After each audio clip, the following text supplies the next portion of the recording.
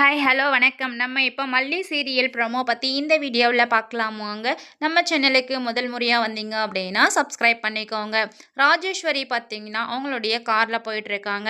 அப்போ தான் பார்த்தீங்கன்னா நம்ம மல்லி, அப்புறம் விஜய், வெண்பா, அன்னபூர்ணி அம்மா இவங்க எல்லாருமா வந்துட்டு நடந்து வந்துட்டுருக்காங்க. அப்போது ராஜேஸ்வரியோட கார் வந்து திடீர்னு பஞ்சர் ஆயிடுது.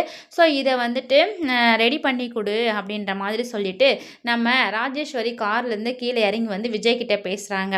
விஜய் விஜய் தம்பி, நீங்கள் வேலை செய்கிறீங்கள, உங்களுக்கு கார் மெக்கானிக்கெல்லாம் தெரியும் தானே?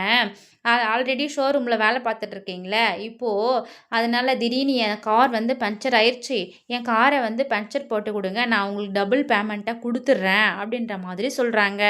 ஸோ இது வந்து அவங்க எப்படின்னா, நம்ம மல்லி முன்னாடி வந்து விஜய் என்ன வேலை செய்கிறாங்க அப்படின்றது சொல்லி காமிச்சிட்ருக்காங்க. ஆனால் விஜய் பார்த்தீங்கன்னா அந்த இடத்துல கோவப்படுறதா இல்லை ஏன் இந்த மாதிரி கேட்குறாங்க அப்படின்றதும் தெரியாமல் தான் அவரும் ஏன் எதுக்காக இவ இப்படிலாம் பேசுகிறா அப்படின்னு யோசனை பண்ணிட்டு நிற்கிறாரு. ஸோ ஆனாலும் பார்த்தீங்கன்னா விஜய்க்கு வந்து கோவம் வருது.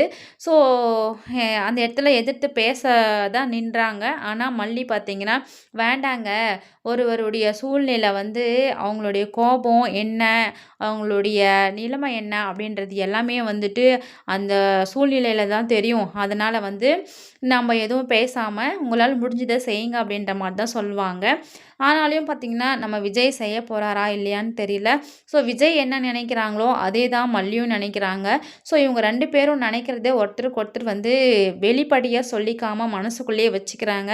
எனக்கும் அந்த மாதிரி தான் தோணுது மல்லி, உங்ககிட்ட சொல்லணும்னு நினைக்கிறேன், ஆனால் என்னால் சொல்ல முடியல அப்படின்ற மாதிரி சொல்லிட்டு தான் நிற்கிறாங்க தயங்கி.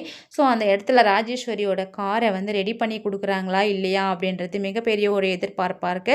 அதுக்கு மல்லி ஒத்துக்கிறாங்களா, அன்னபூர்ணி அம்மா ஒத்துக்கிறாங்களா அப்படின்றது தெரியல. ஸோ ராஜேஸ்வரி அங்கேருந்து எப்படி போக போகிறான்னு வெயிட் பண்ணி பார்க்கலாம்.